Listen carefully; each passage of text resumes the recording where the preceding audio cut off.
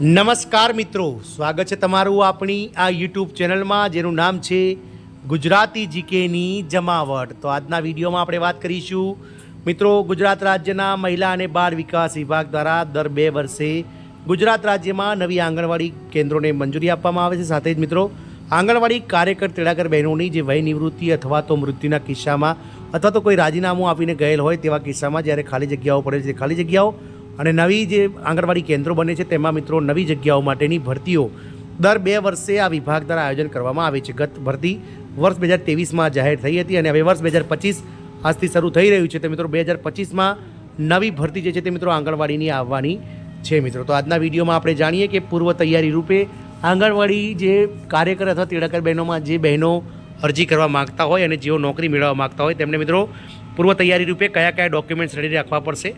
આ કાર્યકર અને તેડાગર બહેનોની જે માનદ સેવાની જે પસંદગી થશે તેની સામાન્ય શરતો જે છે તે મહિલા અને બાળ વિકાસ વિભાગ દ્વારા શરૂ રાખવામાં આવી છે। શું હશે શૈક્ષણિક લાયકાત, કયા કયા ડોક્યુમેન્ટની જરૂર પડશે અને તમામ જે તૈયારીઓ છે મિત્રો આ ભરતી પૂર્વેની તેમાં માટે તમારે શું કરવું જોઈએ। સાથે જ મિત્રો તેડાગર બહેનો જે છે જે હાલમાં કાર્યરત છે તેમને કેટલા વર્ષની જે નોકરી હશે તો તેમને મિત્રો પ્રમોશન કાર્યકર બહેન તરીકે મળી શકે છે। આ તમામ માહિતી સાથે આજના વિડીયોમાં આપણે ઉપલબ્ધ છીએ। તો વિડીયોના અંત સુધી તમે બન્યા રહો અને જો ચેનલમાં તમે નવા હો તો અમારી ચેનલને લાઇક, શેર, સબસ્ક્રાઇબ કરી બાજુમાં રહેલું બેલ આઇકોન દબાવી ઓલ નોટિફિકેશન ઓન કરી લો, જેથી કરીને ચેનલ પર મૂકવામાં આવતા વિવિધ ભરતીઓના નોટિફિકેશન, વિવિધ ભરતીઓના પરિણામ, જીકેના વિડીયોઝ, સરકારી કર્મચારી પેન્શનના યોજનાઓને લગતા પરિપત્રો તમને સરળતાથી ચેનલના માધ્યમથી ઉપલબ્ધ થઈ જાય। તો ગુજરાત રાજ્ય મહિલા અને બાળ વિકાસ વિભાગ દ્વારા ગત ઓગસ્ટ 2023માં કુલ 10,000 જેટલી જગ્યાઓ માટે કાર્યકર તેડાગર બહેનોની ભરતી કરવામાં આવી હતી।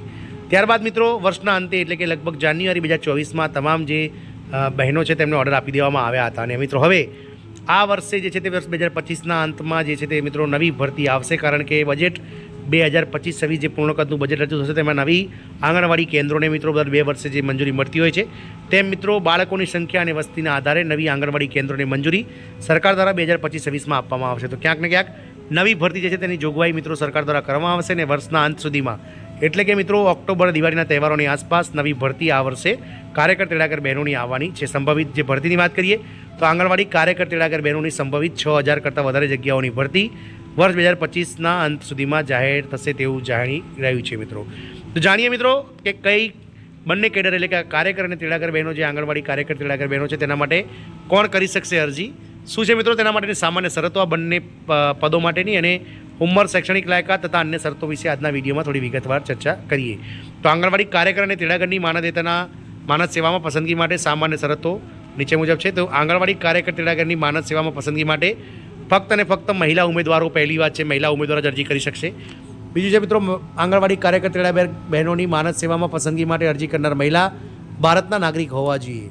ત્રીજી સૌથી મહત્ત્વની શરત છે મિત્રો કે જે આંગણવાડી કાર્યકર તેડાગર બહેન જે આંગણવાડી કેન્દ્ર માટે મિત્રો એપ્લાય કરવા માગતા હોય તો તે શહેર, ગામ અથવા તો મહોલ્લાની અંદર તેઓ છેલ્લા ઓછામાં ઓછા 1 વર્ષથી રહેતા હોવા જોઈએ તેવું મામલતદારનું સર્ટિફિકેટ તેમને લાવવાનું રહેશે। મિત્રો તો આંગણવાડી કાર્યકર તેડાગર બહેનની માનદ સેવામાં પસંદગી માટે અરજી કરનાર મહિલા મામલતદાર શ્રી દ્વારા આપવામાં થતા નિયત નમૂનાના રહેવાસી પ્રમાણપત્રની તારીખે ગ્રામીણ વિસ્તારના સંદર્ભમાં આંગણવાડી જે તે મહેસૂલી ગામમાં સ્થાપના થયેલી હશે તે મહેસૂલી ગામની અને શહેરી વિસ્તારના સંદર્ભમાં આંગણવાડી કેન્દ્ર જે નગરપાલિકા, મહાનગરપાલિકાના ચૂંટણી વોર્ડના વિસ્તારમાં આવેલી હોય તે વિસ્તારની ઓછામાં ઓછી 1 વર્ષની સ્થાનિક રહેવાસી હોવા જોઈએ। આ માપદંડ માટે મહિલા અને બાળ વિકાસ વિભાગ નક્કી કરે તેવા નમૂનાનું જનસેવા કેન્દ્ર દ્વારા આપવામાં આવતું સ્થાનિક રહેવાસીનું ફક્ત મામલતદારશ્રીનું પ્રમાણપત્ર ધ્યાને લેવામાં આવશે, એટલે કે ડોમિસાઇલ સર્ટિફિકેટ છેલ્લા 1 વર્ષથી તમે ત્યાં રહો છો તેવું મિત્રો મામલતદારશ્રીનું જ ધ્યાને લેવામાં આવશે। મિત્રો આ જે પ્રમાણપત્ર છે તે મિત્રો તારીખ જાહેર થાય તેની અંદર મિત્રો જે છે તે મિત્રો 6 માસ પહેલાંનું હોવું જોઈએ।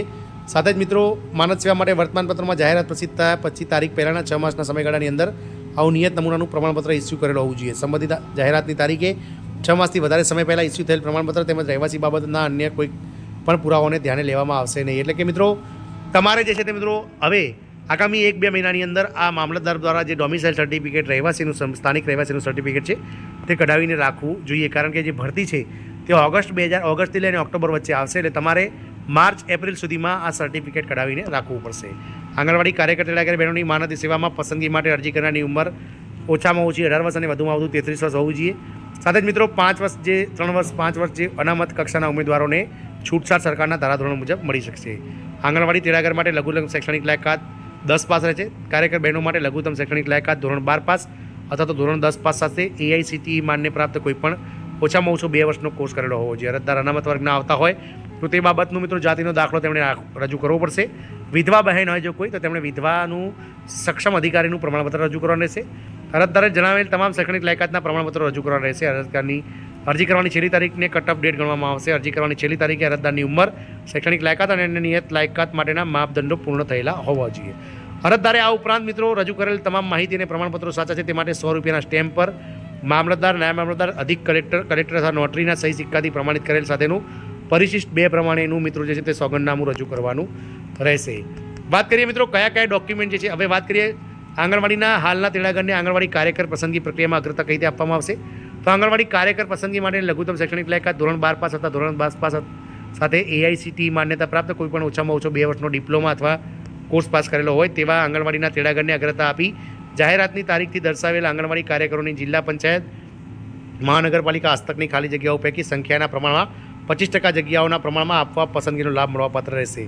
એટલે કે મિત્રો જે આંગણવાડી તેડાગર બહેનો જેમને મિત્રો અલગ અલગ જે તેડાગરમાંથી કાર્યકર બનવા માટે એટલે કે મિત્રો ધોરણ 12 પાસ અથવા તો ધોરણ 10 પાસ પછી જે PTC સાહિત જેવો 2 વર્ષનો કોર્સ કરેલો હોય તો તેમને મિત્રો 25% જગ્યાઓ જે કુલ જગ્યાઓમાં અનામત રાખવામાં આવશે, જેમાં ફક્ત તેડાગરમાંથી કાર્યકરમાં પ્રમોશન આપવામાં આવશે. અગ્રતા ધોરણે ઉંમર આંગણવાડી કાર્યકર તરીકે માનદ સેવામાં પસંદગી માટે અરજી કરનાર તેડાગરની ઉંમર અરજી કરવાની છેલ્લી તારીખ છે 43 વર્ષથી વધુ ના હોવી જોઈએ. એટલે કે 43 વર્ષથી વધુ ઉંમરના જે તેડાગર બહેનો છે તે અરજી કરી શકતા નથી. અગ્રતા ધોરણે જે આંગણવાડી કેન્દ્રમાં કાર્યકર તરીકે માનદ સેવામાં પસંદગી માટે અરજી કરી હોય તે જ આંગણવાડી કેન્દ્રમાં ઓછામાં ઓછી 10 વર્ષની સંતોષકારક સેવા તેડાગરે બજાવેલી હોવી જોઈએ. આ બાબતનું સંબંધિત CDPCOનું પ્રમાણપત્ર તેઓ રજૂ કરવાનું રહેશે. સાથે જ મિત્રો તેડાગર બહેનોએ અગ્રતા ધોરણે કાર્યકર તરીકે માનદ સેવામાં પસંદગી માટે 10 વર્ષ માનદ સેવાનો અનુભવ ધરાવનાર તેડાગર બહેને પૂર્વ સેવા એટલે કે ઓરિએન્ટેશન તથા ઇન્ડક્શન તાલીમ અને આ નિયમો લાગુ થયા તારીખથી આંગણવાડી કાર્યકરની ભરતી માટેની જાહેરાત પ્રસિદ્ધ થયા તારીખ સુધીમાં પ્રત્યેક 2 પૂર્વ નાણાકીય વર્ષો દીઠ 1 રિફ્રેશર તાલીમના ધોરણે તે સંખ્યામાં અથવા કુલ 5 પૈકી જે સંખ્યા ઓછી હોય તેટલી રિફ્રેશર તાલીમો સંતોષપારક રીતે પૂર્ણ કરેલી હોવી જોઈએ. જે બાબતનું સંબંધિત CDPCOનું પ્રમાણપત્ર રજૂ કરવાનું રહેશે. આંગણવાડી કાર્યકર એ જ ગામના રહેવાસી અથવા નગરપાલિકા મહાનગરપાલિકા ચૂંટણી વોર્ડના રહેવાસી હોવા અંગેની શરતો ધ્યાને લેવાતા લાયકાતની શરતો પૂર્ણ કરતા હોય તેવા આંગણવાડીના તેડાગરને ફક્ત તેઓની હાલની ફરજની આંગણવાડીના કાર્યકરની ખાલી જગ્યા પર જ અગ્રતાનો લાભ આપી શકાશે. અન્ય કોઈ પણ આંગણવાડીના કાર્યકરની ખાલી જગ્યા પર અગ્રતાના લાભ માટે વિચારણામાં લેવામાં આવશે નહીં. જ્યારે શૈક્ષણિક લાયકાતની વયમર્યાદા 10 વર્ષની સંતોષકારક સેવા, રિફ્રેશર તાલીમ અને એ જ આંગણવાડીમાં હાલની તેડાગર તરીકેની સેવા એવા તમામ માપદંડો પૂર્ણ કરતા હોય તેવા અરજી કરનાર તેડાગરોની સંખ્યા જાહેરાતમાં દર્શાવેલી આંગણવાડી કાર્યકરની ખાલી જગ્યાના 25% કરતાં વધારે હશે ત્યારે આંગણવાડી કાર્યકરની પસંદગી માટે ગુણ પદ્ધતિ લાગુ કરી 25% જગ્યાઓના પ્રમાણમાં સૌથી વધુ ગુણ મેળવનાર તેડાગરોને અગ્રતા ધોરણે જે તે આંગણવાડીમાં કાર્યકર તરીકે માનદ સેવામાં પસંદ કરવામાં આવશે. વાત કરીએ મિત્રો આંગણવાડી માનદ સેવામાં કાર્યકરની માનદ સેવામાં ગુણ પદ્ધતિની.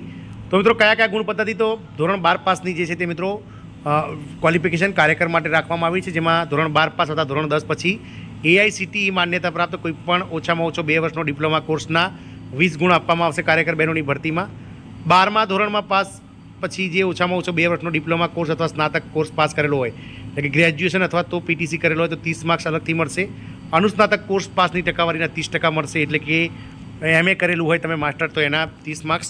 અનામત સંવર્ગ એટલે કે SC ST SC BC પછાત વર્ગના ઉમેદવાર હોય તો તેના 10 માર્ક્સ અને વિધવા જો લાગુ પડતું હોય તો 10 માર્ક્સ એમ કરી અને મિત્રો 3 ગુણ જે છે તે ગણવામાં આવશે અને 100 માર્કનું મેરિટ બનાવવામાં આવશે. જે છે તે મિત્રો 3, 1, 2 અને 3ના ટકાવારીના પ્રમાણમાં પ્રોરેટા બેસિસ ગુણ આપવામાં આવશે. એટલે કે જે 20 ગુણ છે એ ધોરણ 10માં જે ગુણ મેળવ્યા છે તેના 20%, ધોરણ 12માં ગુણ મેળવ્યા હોય તેના 30%, અનુસ્નાતક હોય તો સ્નાતકના 30 ગુણ, અનુસ્નાતકના 30 ગુણ, આ રીતે મિત્રો ટકાવારી ગણવામાં આવશે. વાત કરીએ તેડાગર બહેનોની તો તેડાગર બહેનો માટે ઓછામાં ઓછી જે રાખવામાં આવી છે શૈક્ષણિક લાયકાત તે ધોરણ 10 પાસ છે. તો ધોરણ 10માં મેળવેલ ટકાના 20 ગુણ આપવામાં આવશે. ધોરણ 12 પાસ અથવા ધોરણ 10 પાસ પછીનો AICTE માન્યતા પ્રાપ્ત કોઈ પણ ઓછામાં ઓછો 2 વર્ષના ડિપ્લોમા કોર્સ પાસ હોય તો 30 ગુણ આપવામાં આવશે. સ્નાતક કોર્સ પાસ કરેલો હોય તો તેમને 30 ગુણ આપવામાં આવશે. અનામત હોય SC BC ST અને EWS માટે 10 માર્ક્સ અને વિધવા માટે 10 માર્ક્સ. આમાં આ રીતે 100 માર્ક્સનું તેડાગર બહેનોનું જે છે તે મિત્રો બનશે. ગુણ પદ્ધતિથી માર્ક્સ આપ્યા બાદ જો 2 કે વધુ ઉમેદવારોને સમાન ગુણ હોય તો વધુ ઉંમર ધરાવનાર ઉમેદવારોને મેરિટ યાદીમાં ઉપરનો ક્રમ આપવામાં આવશે. સમાન ગુણ ધરાવનાર ઉમેદવારોની જન્મ તારીખ પણ એક જ હોય તો તે ઉમેદવારોનું પ્રથમ નામ ધ્યાને લઈ અંગ્રેજી વર્ણમાળા મુજબ પહેલા ઉમેદવારને મેરિટમાં ઉપરનો ક્રમ આપવામાં આવશે. આમ મિત્રો જે છે તે આંગણવાડી તેડાગર બહેનો અને કાર્યકર બહેનોની જે ભરતી વર્ષ 2025માં આવવાની છે તેના માટે આપણે અગાઉ વિડીયોમાં આપણે વાત કરી તે પ્રમાણે તમારે ડોક્યુમેન્ટ રેડી રાખવાના છે.